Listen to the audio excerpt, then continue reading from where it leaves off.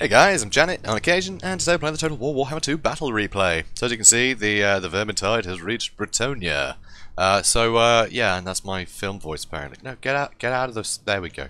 So as you can see, I brought Skaven against Bretonnia, which we'll look at later.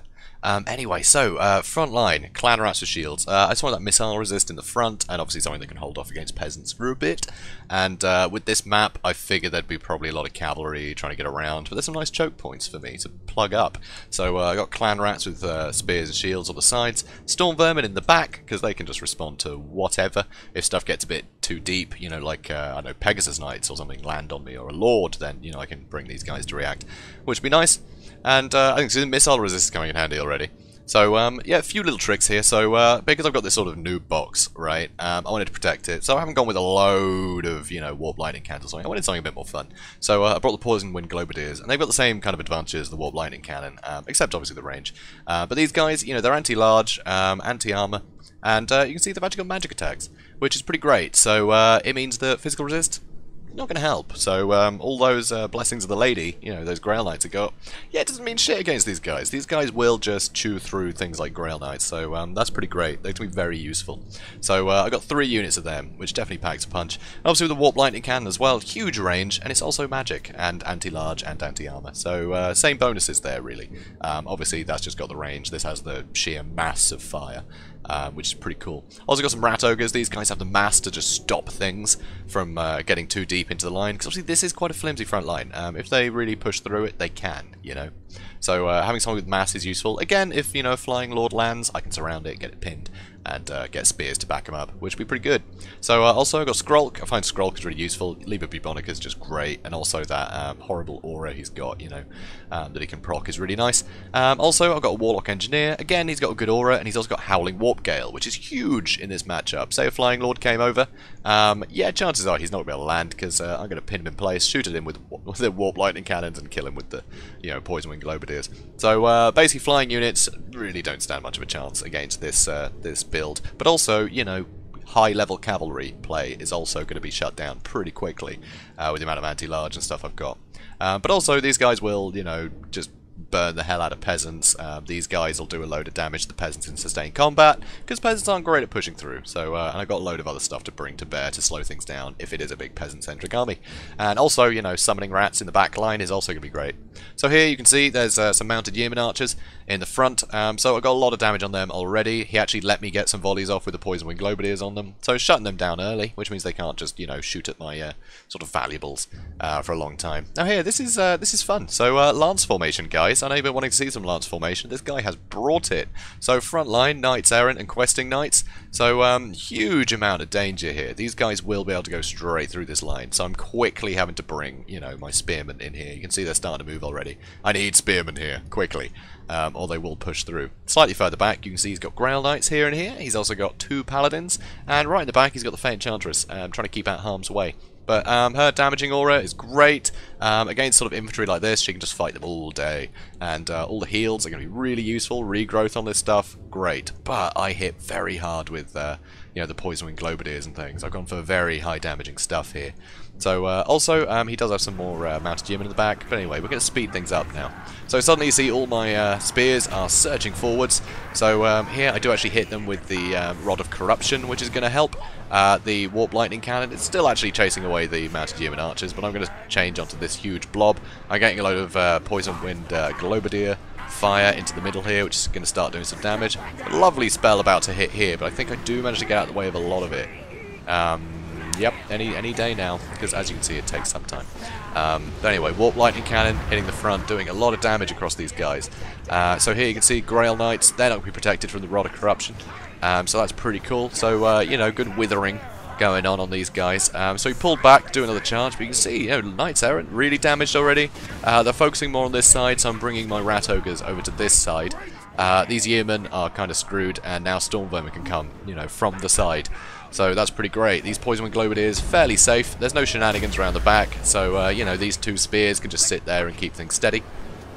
So over here, some great spells going down, just, you know, hitting my blobs, because he's forcing me to blob up. He's blobbed up too, but I don't have as many, like, AoE things, really. But of course, these globadiers do a lot of splash damage, so it is going to hurt. And you can see these knights errant aren't getting around the back, but there's a lot of spears that they're breaking on here, so these questing knights are screwed. These Grail Knights have got completely torn apart, which is pretty huge. 2 years of Grail Knights absolutely torn to pieces, and a lot of that is thanks to these Poison Wind Globadiers, which is pretty great.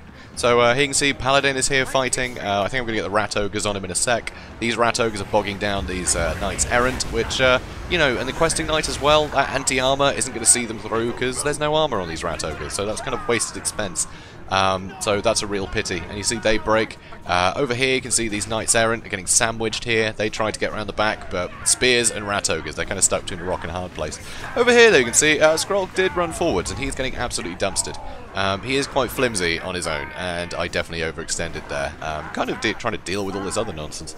But you can see here these Knights Errant, only 2 left. Over here this Paladin has got in the back, but I'm happy for my cheap Spears to just pin him in place for, you know, however long that takes. So that's pretty great. But you can see these Grail Knights are back. There are 11 of them here, some Questing Knights too, but not a lot of big armor for them to deal with. If I had a lot of Storm Vermin, the Questing Knights would be great. They'd also be great for dealing with Doom Wheels, which is a popular pick. The Doom Wheel can, you know, cause a lot of problems in a Bretonnian front line, so it's not a bad pick. But, you know, a lot of Cav is going to deal with, you know, with the Doom Wheel, really. But anyway, so here, you know, I've got my Warlock Engineer giving that Mortis Engine effect, which is hurting the Grail Knights, because they're not immune to that. You know, Blessing of the Lady, it's not going to help them. So here, I am fighting the Fey Enchantress, but she's actually doing a great job here of holding out. It's pretty fantastic.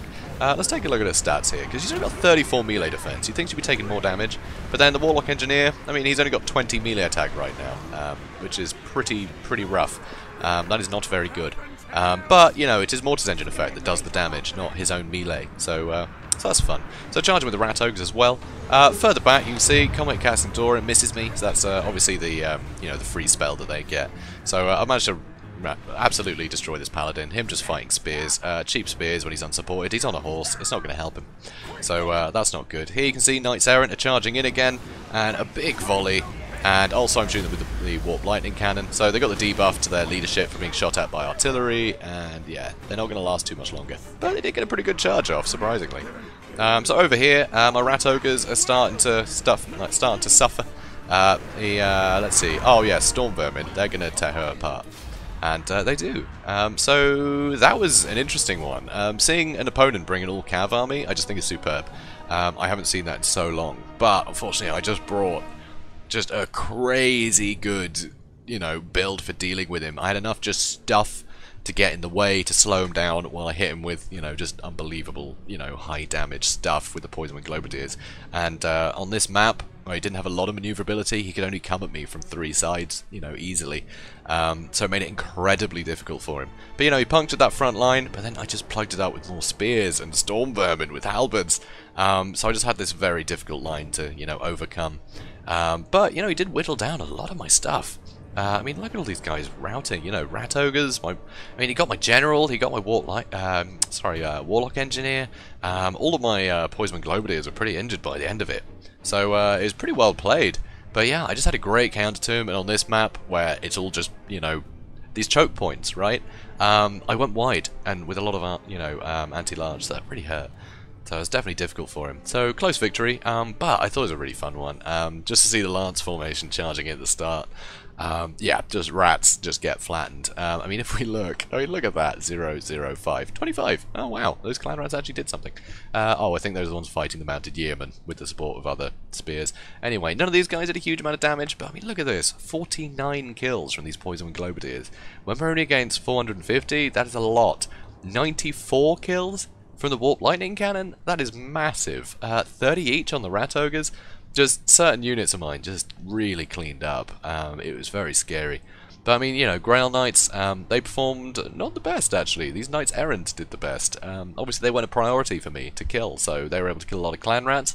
But the Knights Errant aren't going to compete against, you know, the Storm Vermin. They're not going to hold up for long against the clan rat with spears. You know, they're not really made for that. But yeah, it's definitely tough. I had a lot of anti-large. Just an insane amount, and what wasn't anti-large was like armor piercing and could you know, blob people up. So it made it incredibly hard. But I think Fey Enchantress is a great pick against Skaven. Just having those heals, it means you can heal through the Liber Bubonicus, even if you're, you know, very fragile on the Fey Enchantress. And that debuff she's got, the Mortis Engine effect, that all really helps deal with Skaven. Because Skaven kind of come in with big numbers.